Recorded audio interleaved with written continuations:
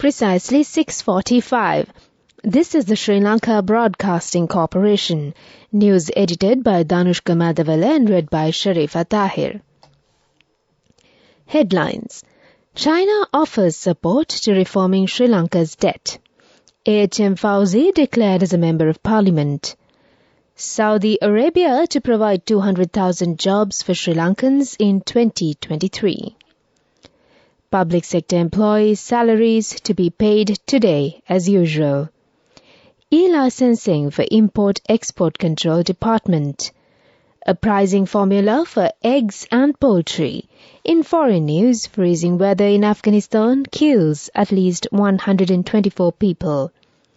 In sports, Rohit Sharma and Shubman Gill hit centuries as India beat New Zealand. We move on to local news in detail now.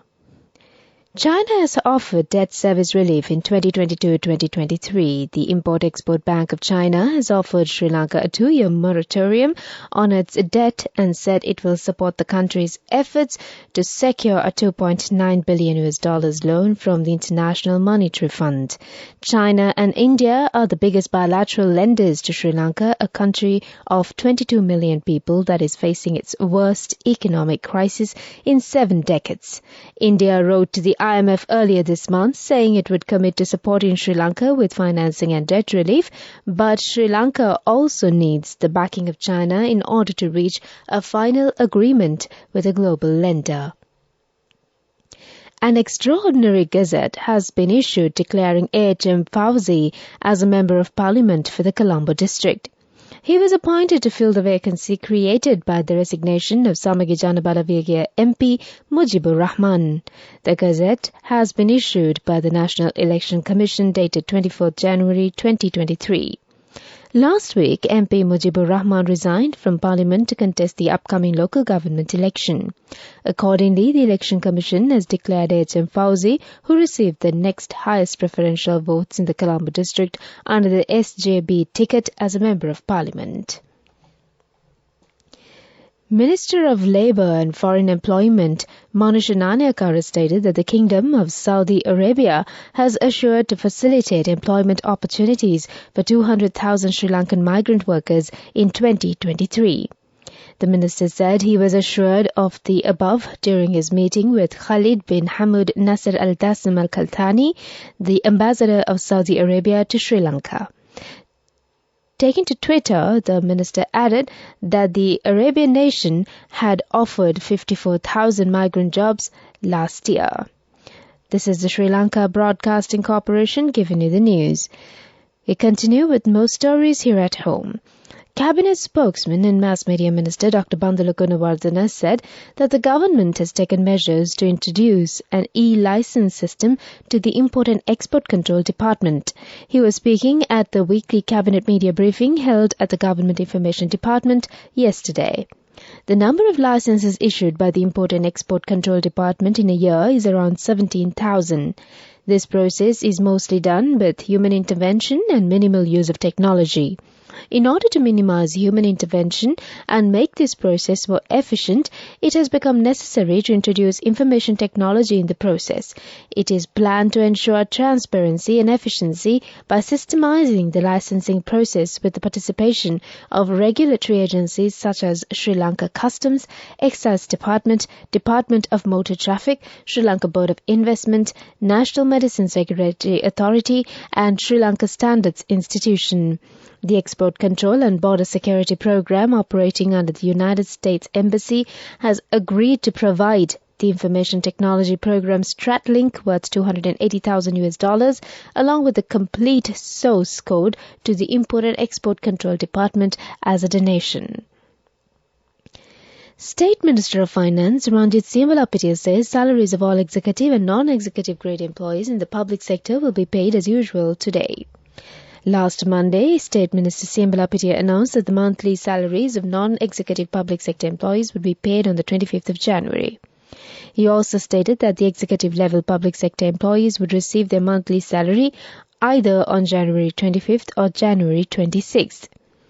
At its meeting last week, the Cabinet of Ministers green-lighted a proposal to pay the monthly salaries of non-executive government employees on the stipulated date and to delay the payment of salaries of executive-level employees by a few days. President Ranil Wickremesinghe had tabled the proposal in his capacity as the Minister of Finance, Economic Stabilisation and National Policy. In a statement, the government explaining that new proposals to boost state revenue for the year 2023 are being implemented, noted that state expenditure needs to be managed properly over the next few months, starting from January, to suit the country's and the government's cash flow constraints, as it will take some time to collect the revenue generated through those proposals. That's local news for the moment. The main news story is brought to you by Siddhalepa Vedamahatmya. The Ministry of Agriculture and the Ministry of Trade have jointly prepared a price formula for determining the price of eggs and chicken meat. This price formula has been prepared by a committee consisting of the secretaries of the two relevant ministries.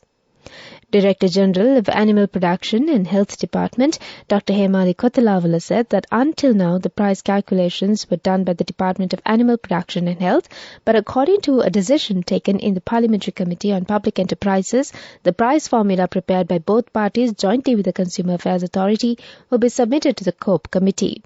She also said that since the price of animal feed has come down, the price of eggs and chicken are expected to go down further in the future. The main news story was brought to you by Siddhalepa Vedamahatmya. Brush your teeth twice a day for healthy teeth and gums. Supiriviki and Kakulu, your trusted brands in oral care for many years. Supiriviki Ayurvedic toothpaste for adults. Kakulu Ayurvedic toothpaste for kids. 9 Ayurvedic ingredients of Supiriviki will protect your teeth and strengthen your gums. Supiriviki and Kakulu, products from Siddhalepa. And on Watchlight, Cabinet spokesperson Minister Bandulu Gunawardene announced that the daily power outages will be limited to 2 hours.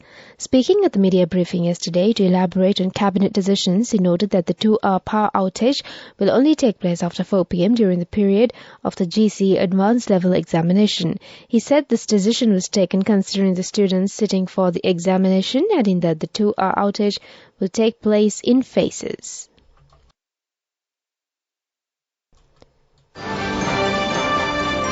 Coming up, World News.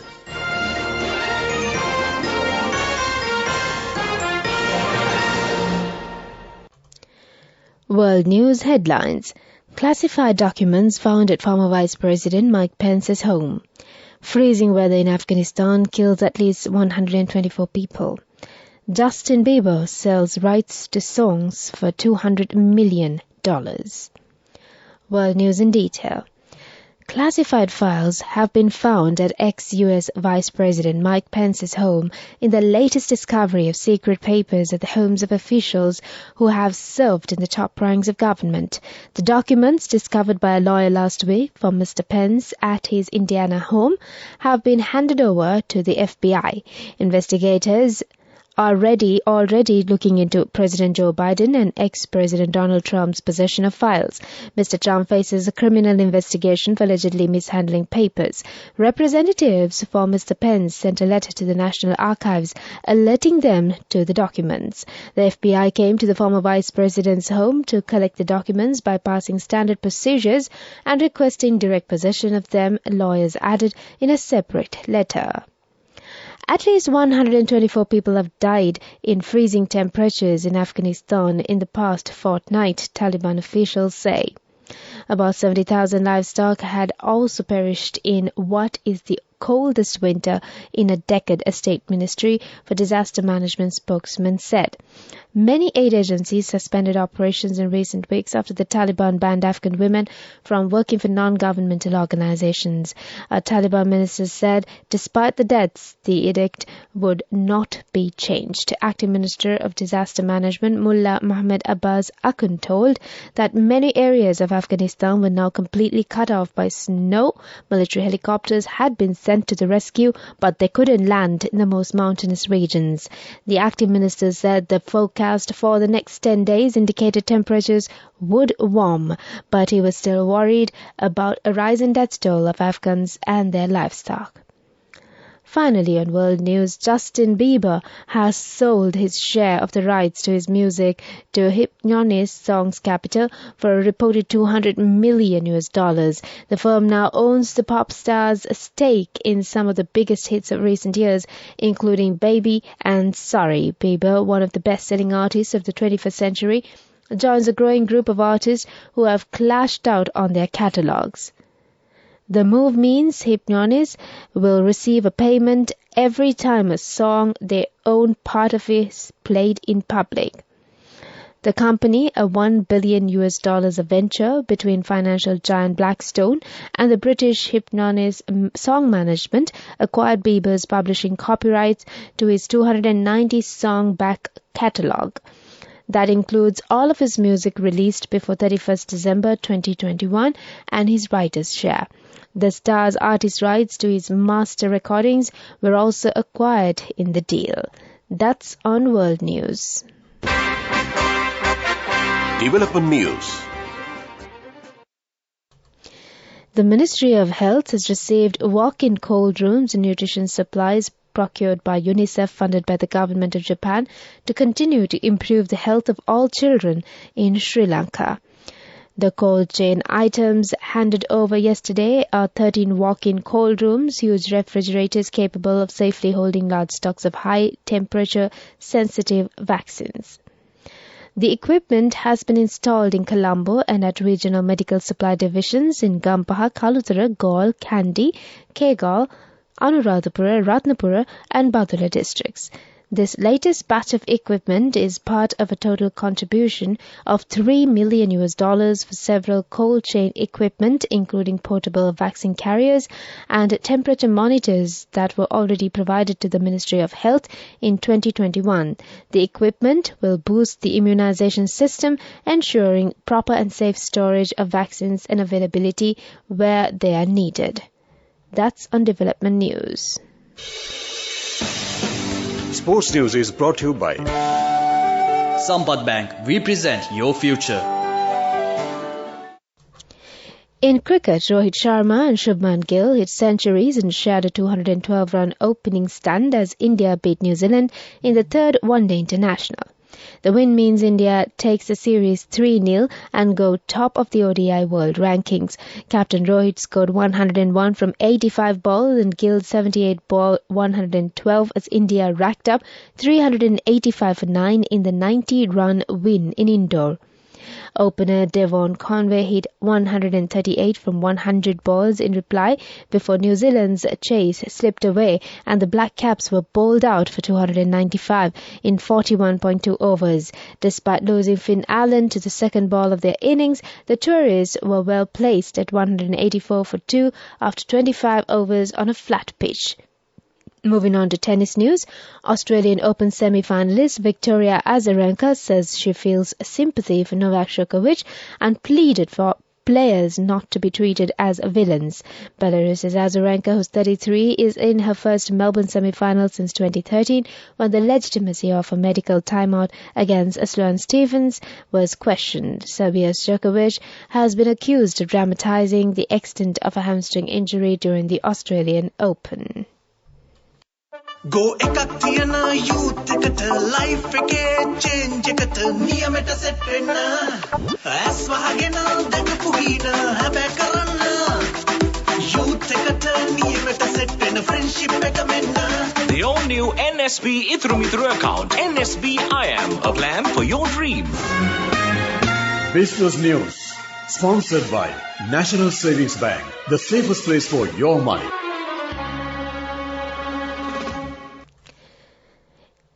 Microsoft sales have slowed sharply as customers facing economic strains cut their spending on technology.